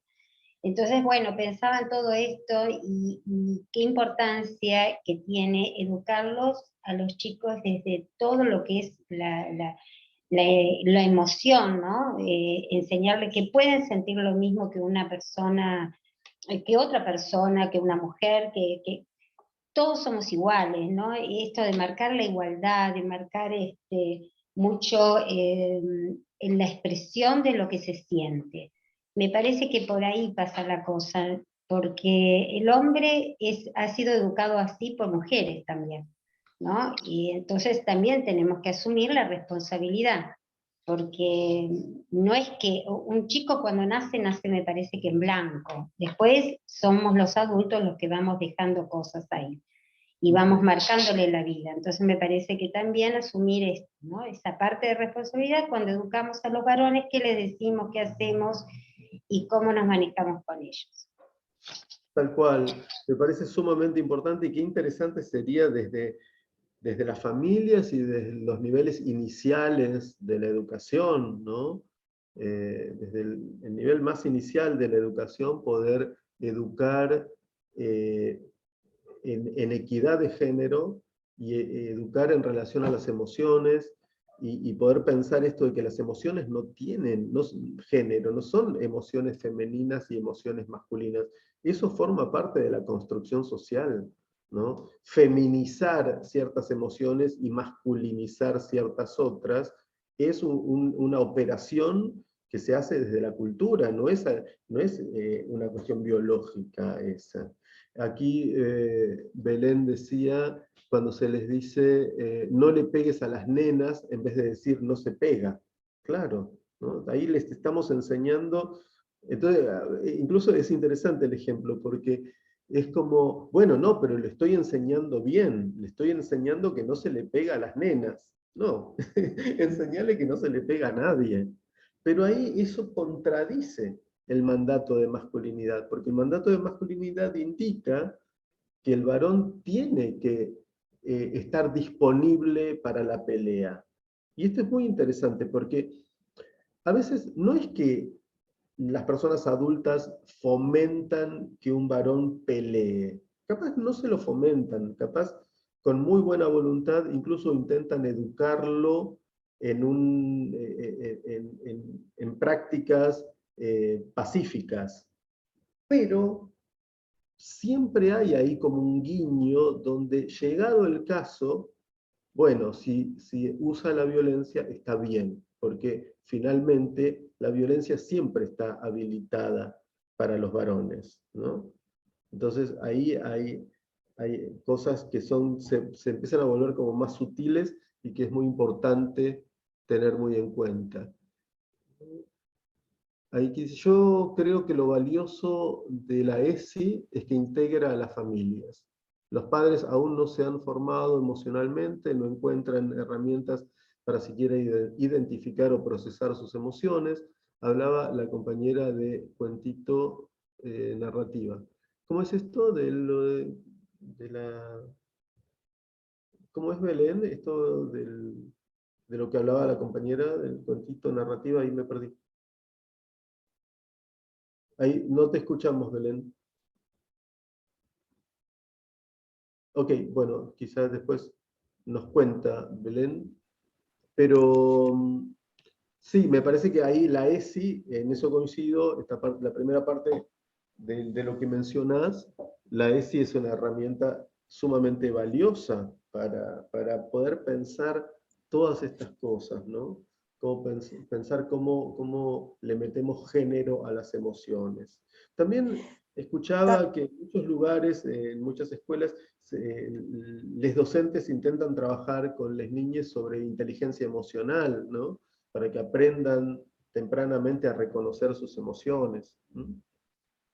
Y también hablar de espacios de escucha, pero no de escucha desde la retórica, sino de escucha de crear espacios, y también en las familias, en los espacios de escolarización, pero también en la sociedad, ¿no? Esto de escuchar lo que el otro quiere decir, y con lo que el otro quiere decir no quiere decir que sea mi enemigo, porque no piensa como yo, sino que es otro punto de vista que tendré que analizar. Entonces, cuando yo abro mis oídos y ¿no? y mi entendimiento a la escucha del otro, por ahí el otro también puede ser más verdadero, en el sentido de que cuando yo trabajo en la familia y en la ESI, por supuesto, cosas de esta índole, también dar espacio para que el que no está de acuerdo lo diga, pero el que está de acuerdo también, y juntos construir nuevas formas de ver una misma realidad, ¿no? Y entonces desde ahí no sería tanto una pelea, y el estar preparado para resolver siempre desde mí, imponer mi pensamiento como el único y el verdadero, sino que seríamos ciudadanos y personas más abiertas al entender. Y cuando uno entiende, puede abrir otras puertas, porque ahí se rompe lo rígido, ¿no? También es eso. Me parece que la escucha y la creación de espacios verdaderos, de verdadera escucha, como el otro le salga, como el otro puede expresarse, es importante también. Que se está trabajando en esto, gracias a Dios, en estos temas también. Sí, totalmente, y qué importante es esto de poder hacer el esfuerzo y entender lo que está diciendo otro, en tanto otro, justamente, porque escuchar a quien más o menos dice lo mismo que decimos es relativamente sencillo, pero el tema es esto de poder escuchar a alguien que dice una cosa que es muy diferente a la que yo estoy pensando, ¿no? Eso es súper importante, y un poco te escuchaba y pensaba en lo que decíamos antes con lo que había escrito Agustina en relación a esto de la competencia, ¿no? Entonces pensar el intercambio de ideas como competencia, ahí ya se desdibuja esta idea del construir colectivamente, de la inteligencia colectiva. Si yo estoy tratando de competir por decirlo mejor, por decirlo más genial, y por imponer, y sobre todo por imponer mi idea, ahí esa no es la lógica del intercambio que estamos proponiendo. Es otra vez, la imposición, ¿no? La competencia, ese modelo de la competencia, como hablamos, de la competencia deportiva llevada a todos los ámbitos, pero incluso la competencia deportiva en su peor aspecto, porque la competencia deportiva tiene aspectos muy, muy interesantes, obviamente, y muy enriquecedores, pero digo, la competencia en el sentido más crudo, y esto llevarlo a todos los ámbitos. Entonces, es algo que nos pasa mucho, ¿no? Cuando debatimos ideas, que en cambio de intentar encontrar acuerdos, lo que intentamos es imponer un punto de vista.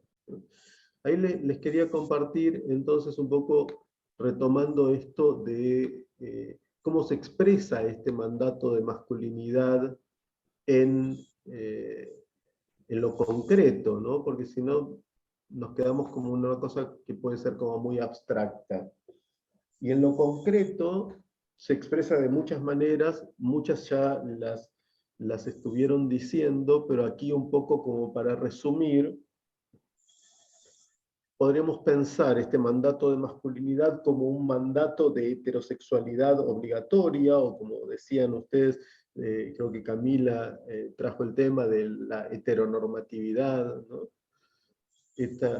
esta idea de, bueno, esto se va flexibilizando, sobre todo en los últimos años, con muchos avances, con ley de matrimonio igualitario de por medio, ley de identidad de género de por medio.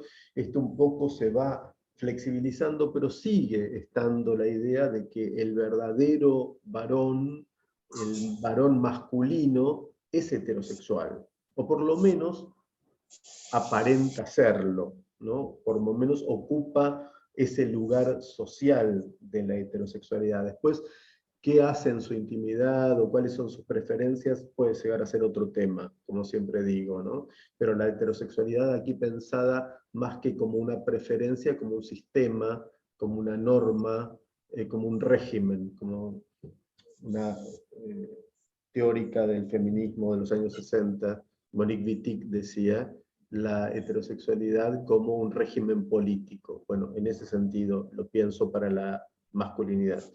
La autosuficiencia como también un mandato. Y acá otra vez aparece esto de, si alguien se supone autosuficiente, también se supone como desligado de lesotres, ¿no? Entonces ahí hay un mandato de autosuficiencia que, bueno, tiene estas consecuencias, ¿no? Un cierto nivel de aislamiento, una escasa empatía. La restricción emocional, que tiene que ver con esto de que están como muy exaltadas las emociones ligadas a lo agresivo, a la potencia, a la actividad, al dominio, y están como atenuadas las emociones vinculadas a la ternura, al cuidado, a la sensibilidad. La inteligencia racional, como la inteligencia por excelencia, ¿no? Se supone que la masculinidad tiene que ser fría, calculadora, racional, ¿no? Y no, en contraposición a lo femenino, que sería lo emocional, ¿no? Y la naturalización de la ambición de poder. Esto me parece como muy interesante y a veces no está del todo trabajado, y es esto, de que en nuestra educación a los varones, de un modo directo o indirecto, por acción o por omisión, pero que se nos va fomentando la idea de que está bueno que ambicionemos poder, que tener esa especie de sed de poder está bueno para un varón, es interesante, está bueno que lo tenga, mientras que en una mujer no se fomenta tanto eso, ¿no? Y ahí otra vez vamos al tema de los modelos, ¿no? Y los referentes. Por eso es tan importante, por ejemplo, vieron que hay toda una movida de visibilizar a las mujeres en la ciencia o en la tecnología, ¿no? Porque si no, faltan referentes. Y entonces, si una niña no tiene ningún referente de mujeres científicas, de mujeres que se encargan de tecnología, de mujeres que no sé, van en viajes espaciales, y entonces, ¿cómo va a querer eso? ¿No? O sea, es muy, muy importante que haya esas referencias. Y no es que no existe todo eso, por supuesto que existe, pero está bastante invisibilizado, ¿no? Entonces, este punto del mandato, de que forma parte del mandato de masculinidad, fomentarle al varón cierta ambición de poder, es algo muy interesante para seguir trabajando, ¿no?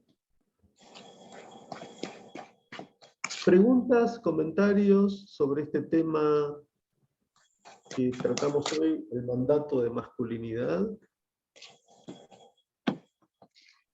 Podríamos pensar también si existe un mandato de feminidad, ¿no? Y cómo se complementa o no el mandato de masculinidad con el mandato de feminidad. ¿Qué se les indica a las mujeres o a las niñas? ¿Qué conductas, qué modos de sentir, de pensar y de actuar se fomenta también en las niñas? Estamos enfocando en los varones porque, bueno, estamos pensando las masculinidades, pero pero la masculinidad es un concepto relacional, entonces no lo podemos pensar sin lo otro, que sería la feminidad. Entonces, ahí está bueno pensar también el mandato de ambos lados.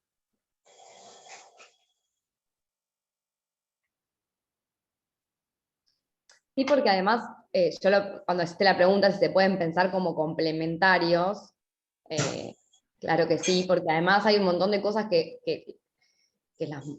las masculinidades pueden hacer, porque las feminidades lo sostienen, ¿no? Esta diferencia entre el espacio público y el espacio privado, las tareas de cuidado, que queda totalmente invisibilizado, pero claro que son complementarios y funcionales muchas veces, ¿no? Y no se puede una cosa sin la otra. Exactamente. Exactamente. Porque claro, siguen este modelo estereotipado de lo que llamamos estereotipos de género, ¿no? Y entonces se complementan allí. Se complementan de un modo donde no se abandona la jerarquía, y esto es lo complicado, ¿no? Y lo que lleva a situaciones de violencia, ¿no? Donde más que un complemento, no me sale cuál sería la palabra, pero más que un complemento se trata de que está en un lugar necesario pero subordinado, ¿no? Todo lo que tiene que ver con la feminidad. En la feminidad creo que también hay ciertos mandatos con las mismas reglas, pero en viceversa. A ver, ¿cómo sería eso? Camila nos está compartiendo eso. A ver. Viceversa, con la masculinidad. Que si no sos suficientemente femenina, sos machona. Si no te ocupás en la crianza de los hijos, sos mala madre, etc. Claro, y ahí está implícito, creo que uno de los mandatos más duros en relación a la feminidad, y es que deben ser madres, ¿no? La mujer como madre, el mandato de ser madre como aquello que te realiza, ¿no? Estás incompleta si no sos madre, y además no podés ser cualquier madre, sino tenés que ser una buena madre, ¿no? Entonces es una cosa absolutamente agobiante por momentos. Ahí, no sé si lo mencioné, pero hay una película, hoy estoy con las referencias a Netflix, pero no es por... no recibo ningún dinero de Netflix, les aseguro, pero hay una película que es muy interesante que se llama La hija oscura, ¿no? Que está basada en una novela del mismo nombre, y muestra de un modo muy interesante esto de la presión social sobre una mujer a ser madre, y no cualquier madre, y cómo ciertas cosas pueden ser consideradas como terribles, ¿no? Como una falta grave al mandato de masculinidad. No voy a spoilear, pero sí, como ciertas cuestiones que son como inadmisibles en relación a una maternidad, ¿no? Sí, Sí. y sobre todo la sanción por ahí de la afuera, ¿no? Porque si esa mujer necesita trabajar o estudiar porque está pasando necesidad o porque no llega con los dinero, bueno, dentro de todo está justificada, pero si tiene todo, dice, y tiene que dejar a los hijos, tiene que dejar a la casa. Tal cual, excelente observación, ¿no? O sea, nunca puede ser por placer, por realización personal, por gusto, por deseo. No, todo eso se supone que una madre lo tiene que postergar, y por delante tiene que estar, ¿no? su deber de madre, ¿no? Lo mismo la sexualidad de la mujer, ¿no? Que la sexualidad de la mujer siempre tiene que ser también invisible, y si es madre de la madre, como que no existe. Claro, tal cual. Le exige sobre todo, y en los padres no pasa lo mismo, claramente, ¿no? Lo mismo con toda la discusión del aborto, como que es la madre ahí la mujer en realidad la que tiene que tomar la decisión, y nunca se habla de que los varones toman la decisión de no hacerse cargo de ese hijo y ya está, se terminó ahí la discusión, y sin embargo todos opinando sobre el cuerpo de la mujer. Bueno, me fui de tema, pero es un poco eso, ¿no? Como la paternidad, la maternidad, y como la mujer es algo como que no se discute, como que viene ahí inherente al ser mujer, sos madre. Y bueno, generalmente se es madre y hay un padre hablando en términos binarios, y no pasa nada. El padre puede ir, venir, no estar, y como la madre no. Y me parece que para nada es irnos de tema, porque insisto en dos cuestiones. Estamos hablando de masculinidad y masculinidades, y es un término relacional, ¿no? No se puede pensar por fuera de las relaciones de género. Entonces, es una posición en las relaciones de género, y entonces pensamos la masculinidad en relación a la feminidad, que es su otro, ¿no? Además de que también pensamos que hay otras identidades, pero fundamentalmente en esta estructura patriarcal es binario. Y por otro lado, cuando hablábamos de masculinidad hegemónica, la clase pasada decíamos que entonces es el modo consensuado que en un momento determinado se encuentra para dar respuesta a la pregunta sobre la legitimidad del patriarcado. Esto traducido tiene que ver con justamente, ¿por qué es que los varones oprimen a las mujeres? Bueno, porque los varones son de tal manera. Entonces, poder pensar cómo es vista la mujer y cómo es visto cuáles son las presiones sobre la construcción femenina, es muy importante. Y ahí vemos cómo aparece esta cuestión de que sobre la construcción femenina en general se da esta dicotomía donde la mujer es madre o es puta, ¿no? O sea, son como los dos estereotipos de la feminidad, ¿no? Y que juntos no pueden estar, no pueden convivir, ¿no? Y bueno, con todo lo que eso implica en términos de relaciones y en términos de postergación de deseos, etcétera, etcétera, etcétera. ¿Estás por ahí, Ivana? Hola Luis, ¿ahí se escucha? Sí, se te escucha bien.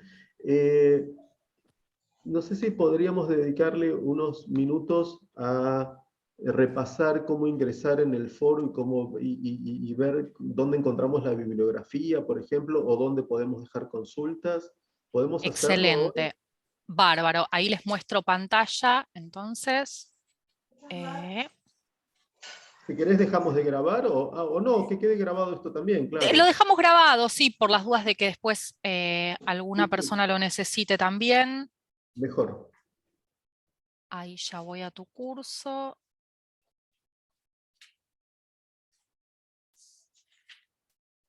Mientras tanto, les voy diciendo, sería muy interesante si durante la semana, en el ratito que tengan, 5 minutos, entran, chequeamos si podemos ver la bibliografía. Voy a poner el link a algún video que me gustaría que vean, algún video cortito, muy breve, nada extenso. Y también para dejar comentarios, ¿no? Sobre lo que vamos pensando, lo que estamos trabajando, todos los comentarios que quieran dejar, pero particularmente sobre estos temas, mandato de masculinidad, masculinidad hegemónica, sería muy interesante que lo pudiéramos hacer. Ahí me silencio.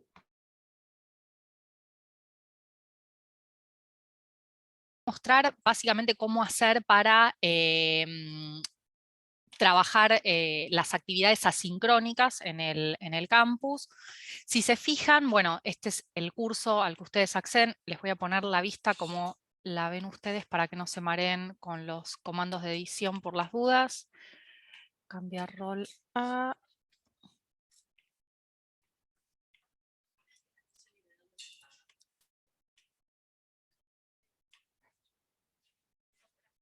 Ahí está medio lento. Ahí. Bueno, si se fijan en la parte de acá, tienen un foro, que es el de bienvenida. Cuando ustedes Ah, bueno, yo acá no voy a poder porque no estoy matriculada en este curso, pero sí ponemos ahí todas deberían poder participar. Les va a aparecer acá a ustedes un botón azul que dice añadir un tema de debate, un nuevo tema de debate. Cuando aprietan ese botón, ahí automáticamente van a poder completar su participación en el foro. También van a tener en la parte de acá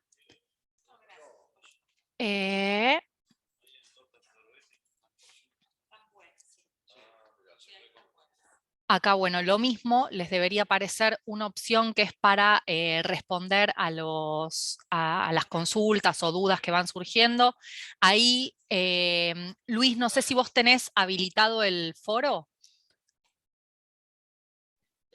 Ahí, a ver, yo lo que hice fue armar esto que dice foro para consultas y comentarios y poner este texto hola todes, ¿no? No sé si tenía que hacer algo más, tal vez. Ah, me parece que entonces es porque no está habilitado. Entonces lo que voy a hacer Entonces, ahora es habilitarlo para que les aparezca con el botón y el botón azul, porque yo pensé que lo habían puesto para trabajar en grupos y como yo no estoy en no, claro. en el aula como alumna, por ahí por eso es que no lo podía hacer. Pero lo voy a solucionar ahora desde configuración Ok, para que lo puedan poner ahí, por ahí.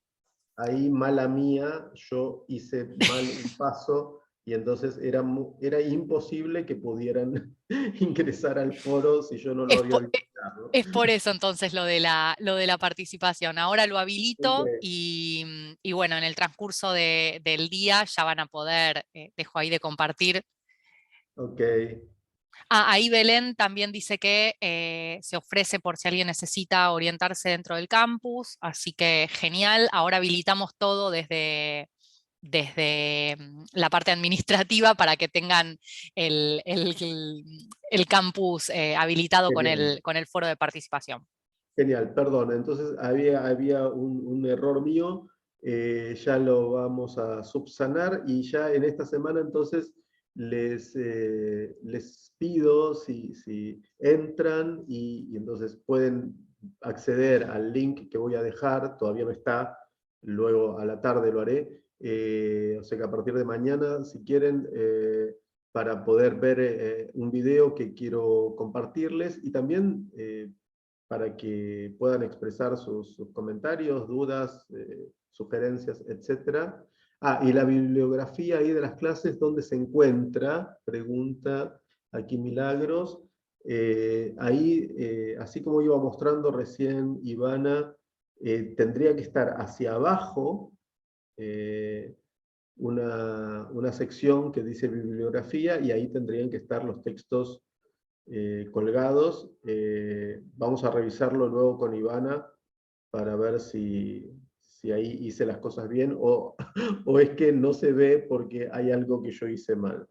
Así que, por favor, Ivana, no sé si estás ahí escuchándome, pero luego Sí, entonces... ahí acabo de poner el foro, así que el foro ya lo tienen disponible Genial. y estoy chequeando y sí, efectivamente está la bibliografía, ahí les muestro de vuelta pantalla para que Ok. vuelvo ahí al curso. Ahí está.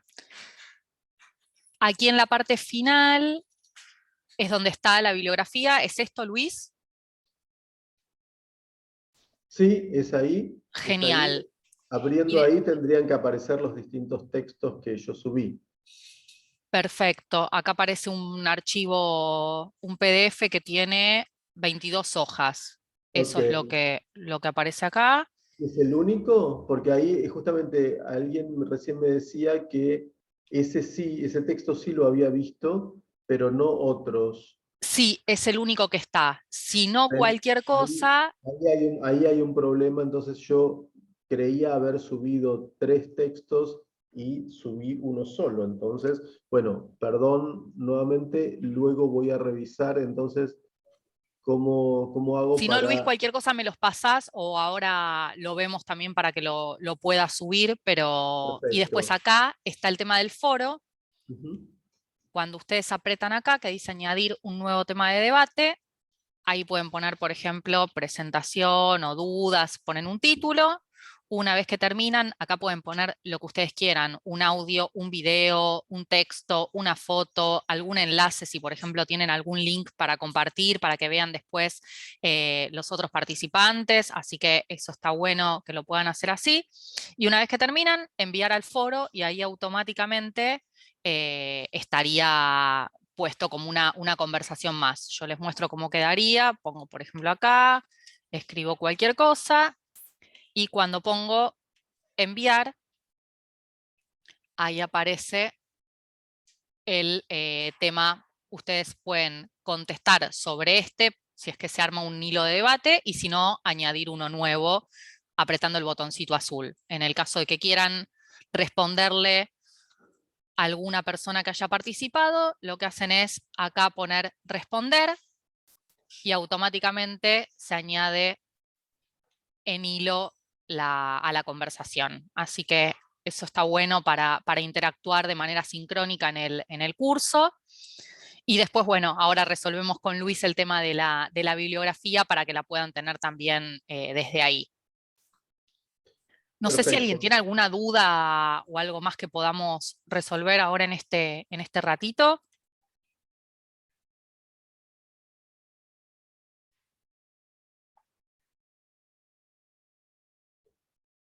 Bueno, te dejo entonces, Luis, que...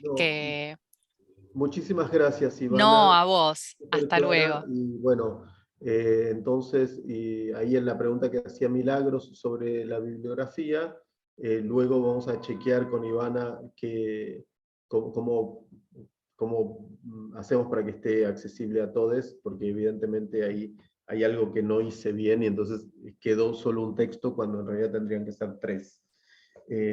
Así que bueno, vamos a solucionar eso ahora en el próximo rato, y ya luego estará disponible para todos.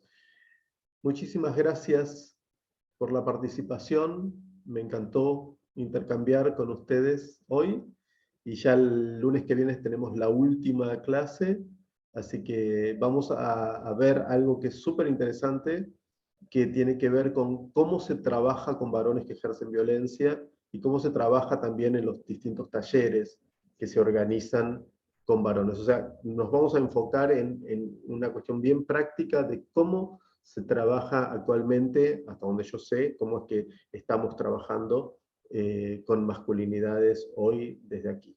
Así que les espero el próximo lunes y que estén muy, muy bien. Les mando un abrazo y cualquier consulta, cualquier duda, estoy a su disposición. Que estén muy bien.